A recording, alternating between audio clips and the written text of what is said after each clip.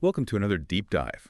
Today we're gonna be digging into the past of Yale. You know Yale, right? Ivy League, yeah, very prestigious, cornerstone of American academia, all that. But did you know that woven into that history is this kind of like this chapter that's deeply connected to slavery? So today we're not just gonna acknowledge that kind of uncomfortable truth. We're gonna unpack it. Like, Yeah. how did it shape like everything from the university's finances to like even the very pursuit of knowledge? Yeah, it's I don't know, it's fascinating, isn't it? You'd think a place that's dedicated to higher learning would be I don't know, like immune to these kind of dark chapters of history, but Yale's story, it's really a lot like so many American institutions in that it's filled with these kind of uncomfortable contradictions. Yeah, and it's startling when you realize just how many of Yale's founders and early benefactors were directly involved in the slave trade. We're talking big names here, like Elihu Yale himself, right? And even like influential religious figures like Jonathan Edwards. And it wasn't just like some personal moral failing or something like that. Their involvement in the slave trade really reflects how deeply embedded the institution was within the economic and social fabric of that time. New Haven's economy, which Yale was, a part of, was deeply connected to the West Indies trade. Right, and for our listeners who might not be familiar with that, the West Indies trade, it was this like whole network of commerce that thrived on this exchange of goods between the colonies and the Caribbean. We're talking sugar plantations, rum, molasses, you name it. And all of these products were completely reliant on the labor of enslaved Africans. So Yale's very existence, right, like its ability to even function, let alone grow, was intertwined with this system. Precisely, and this connection that we're talking about, it wasn't just some abstract thing either. Like, it's chilling when you think about it, right? Even the food that the students were eating, like the ingredients for their meals, were a part of this massive trade system that was built on the backs of enslaved people. It's true, and one of the examples that I think is so jarring is the story of Elisha Williams, who was one of Yale's founders. Not only did he personally own slaves, but he even went so far as to leave them as property to his family in his will. Yeah, and his will, it even mentions this woman named Maria, and it refers to her as being left to his wife's absolute disposal, right? Just that language alone, the way that it dehumanizes a person, it reduces her to an object to be inherited. It's just incredibly unsettling. It throws into sharp relief that hypocrisy, at the heart of early America.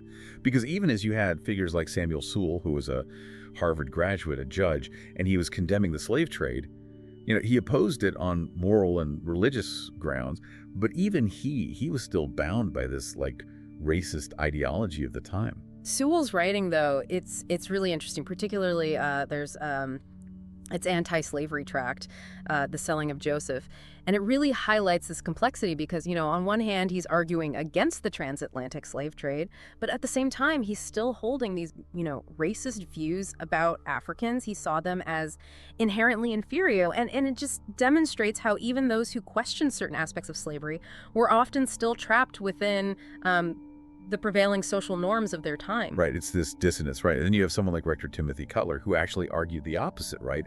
That baptizing enslaved people would make them better slaves, as if their spiritual well-being was solely for the benefit of their owners. Yeah, and Cutler's stance really exemplifies how the institution of slavery, it actively tried to co-opt religion as this means of control. They twisted even the very concept of salvation to serve their own ends. And so going back to how we talked about Yale's deep financial ties to the West Indies trade, well, it turns out that even Yale's pursuit of scientific prestige was also entangled with this, dark legacy. Absolutely. A good example is like Yale's first president, Thomas Clapp. He was obsessed with expanding the college's scientific collection and amassed these elaborate cabinets just filled with minerals and geological specimens. Right, and one of the most I guess you could say, significant acquisitions was this thing called the Gibbs cabinet. And it came from a family that was deeply involved in the slave trade. Which begs the question, all right, what was the true cost of this so-called progress, and who ultimately paid the price? It really makes you think, right, that the pursuit of knowledge, even in a place like Yale, it doesn't exist in a vacuum, It's always tangled up with the complexities and the contradictions of the society that it exists in. Right, and as America's, moving towards revolution, those contradictions, they really come to the forefront. So Yale, on one hand, it becomes this like hotbed of revolutionary sentiment. You have all these graduates that are embracing, the ideals of liberty and self-governance and all that. But at the same time, right, the institution itself and many of its members continued to uphold this system, slavery, that denied those very freedoms to an entire group of people. I mean, it's hard to reconcile. It forces us to confront that hypocrisy that's kind of woven into the fabric of American history. It's true, and it's really striking when you look at the story of John C. Calhoun. He's a Yale graduate who went on to become, pretty prominent politician, but he also became a staunch defender of slavery. And, Calhoun's education at Yale, his exposure to these Enlightenment ideals, it didn't lead him to, reject slavery. If anything, it shaped him into one of its most, how should I put it, vocal proponents. I mean, it just shows how ingrained that ideology was at the time. Yeah, it's really something, and this kind of stark contrast is really driven home when you look at this document from that era. It's a petition from Bristol Lambie and a bunch of other black residents of Connecticut, and it's addressed to the Sons of Liberty. And their words are they're so powerful, It's a real indictment of the hypocrisy of that time. They're challenging these Sons of Liberty who claim to champion freedom to really look at what they were doing, to reconcile those ideals with the reality of slavery. Yeah. It took a lot of courage for them to speak out like that. It did, and those voices of dissent, those calls for true equality, they start to grow louder, Yeah. And it kind of takes us into this next chapter of Yale's story, which is the rise of the abolitionist movement and this fight for black education. Right, and it's a period marked by, you see elements of both, right? Progress and resistance. So you have the abolitionist movement gaining momentum, really challenging the very foundations of slavery, but then you have these really powerful forces that are determined to maintain the status quo. And one figure who I find really compelling from this era is William Grimes. He was a formerly enslaved man who actually lived and worked in New Haven, so he was interacting with Yale students and faculty pretty regularly. Grimes' story it's amazing because he actually documented his experiences. He wrote this autobiography in 1825, and it offers this really rare and honestly pretty harrowing firsthand account of what slavery was like in America. And it's important to remember that Grimes, he wasn't some distant figure. He was embedded in that Yale community. He was doing odd jobs around the college, driving horses, delivering meals to students. I even read accounts of students getting him drunk and encouraging him to give speeches. I mean, it just shows you how complex and kind of messed up race relations were back then. Yeah, it's really something. And all this tension, it kind of comes to a head with this thing called the Black College controversy in 1831. Basically, there was this attempt to establish a black college in New Haven. And it was met with fierce opposition, and not just from random people, but from the city's white residents, including a lot of people connected to Yale. It's crazy the arguments they were using, Yeah. to try and shut this whole thing down. They were saying that it would damage Yale's reputation, that it would lead to social unrest, all these blatantly racist arguments. Yeah, it wasn't about logic, It was about power. They were afraid of disrupting that racial hierarchy. But the thing is, this controversy, as awful as it was, it did force a national conversation about race and education. Exactly. And this fight for racial equality is really moving into the spotlight. And events like the Amistad affair are only going to amplify that conversation even more. Oh, absolutely. The Amistad affair, I mean, it's such a dramatic story. Rebellion, legal battles, it captivated the entire nation. And Yale, it found itself right in the middle of it all. It's true. I mean, just picture it, right? This group of enslaved Africans, led by Sengbe Pai, who he's better known as Joseph Sinkay, they rise up against their captors on this ship that's supposed to be taking them to Cuba. Their escape, their fight for freedom. I mean, it resonated far beyond that ship. Oh, for sure. It became this symbol of resistance, a testament to, the strength of the human spirit. But it also transcended just the fate of those individuals, It became about this much larger battle over slavery. And you had Yale students who were right there in the thick of it. They were captivated by this trial. They packed the courtroom to watch this whole thing unfold. I mean, you can imagine, right? This wasn't just some abstract legal case for them. This was about the soul of the nation. It forced everyone to confront the real implications of slavery. And amidst all of this, you have these figures like John Quincy Adams, former president, Yale graduate himself, and he steps up to defend these Amistad captives in front of the Supreme Court. And what I find so powerful about Adams is that, he wasn't doing it for political points, right?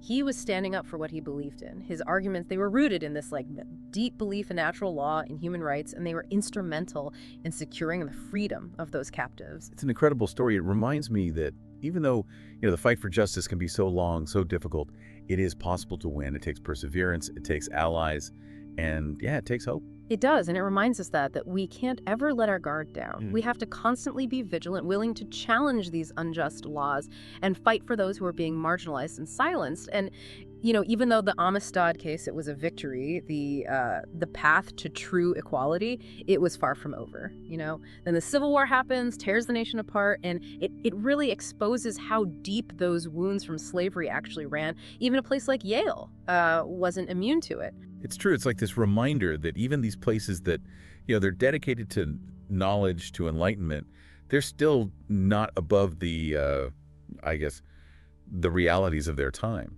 And Yale, just like the country itself, was really divided, right? You had alumni fighting on both sides, some for the Union, some for the Confederacy. It was a reckoning, the Civil War forced everyone to really confront slavery and its legacy. In the aftermath of that war, as the nation's trying to, piece itself back together during Reconstruction, you see the first black students arriving at Yale. It's a huge step, towards being more inclusive. But it certainly wasn't easy for those students. They faced a lot of prejudice, a lot of barriers. One of those students, Edward Boucher, he really stands out. Brilliant scholar who went on to become the first African-American to earn a PhD from Yale. Boucher's story it's kind of bittersweet, because on one hand, it's this incredible achievement, groundbreaking, really, but on the other hand, he still encountered so much discrimination. Even with a Yale PhD, he struggled to find a decent job in academia. It shows you how deep-rooted that racism was. It's a good point. Legal equality doesn't just magically erase, centuries of prejudice and discrimination. It takes more than just changing laws. It takes a real shift in attitudes and beliefs. It does.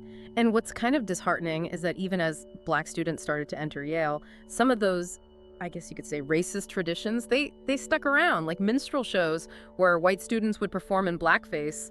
They were still considered entertainment. I know. It's like, how could something like that's so blatantly racist still be considered acceptable? It just goes to show how insidious prejudice can be. It does, and it really underscores how important it is to constantly be challenging those beliefs, those practices, wherever they pop up. The fight for equality, it's not a one-time thing, It's something we have to constantly work towards. Right. And, moving into the 20th century, you start to see Yale trying to make sense of its past, its ties to slavery. But often these efforts, they were presented through this lens of reconciliation, of national unity, and it feels like it's sometimes glossed over, the actual harm that slavery caused. Yeah, like you see the memorial to the Yale alumni who fought in the Civil War, and while the intention might have been to honor everyone's sacrifice, it also kind of pushed this message of unity, maybe at the expense of acknowledging the real moral complexities of a war that was fought over slavery. And then there's that whole thing with planting ivy from Robert E. Lee's grave next to a statue of former Yale President Theodore Dwight Woolsey. That caused a lot of controversy, didn't it? It did, and for good reason. It brought up this whole debate about, how we honor historical figures, especially those who fought to preserve slavery. How do you reconcile that part of history without glorifying it, but also without minimizing it? It's tough. It is. And it's a question that's still relevant today, not just at Yale, but everywhere. How do we face our past, acknowledge the harm that was done, and then use that to create a better future? Exactly. It takes honesty, it takes humility, and it definitely takes listening to those who have been marginalized and silenced for so long. It's about taking action, dismantling those systems of oppression, and creating a society that's truly just and equitable. Well said. Yale's story, it's a reminder that progress isn't always linear. It's filled with contradictions, with steps forward and steps back. But ultimately, it's a story about resilience, about striving for a better future. Thanks for joining us for this deep dive.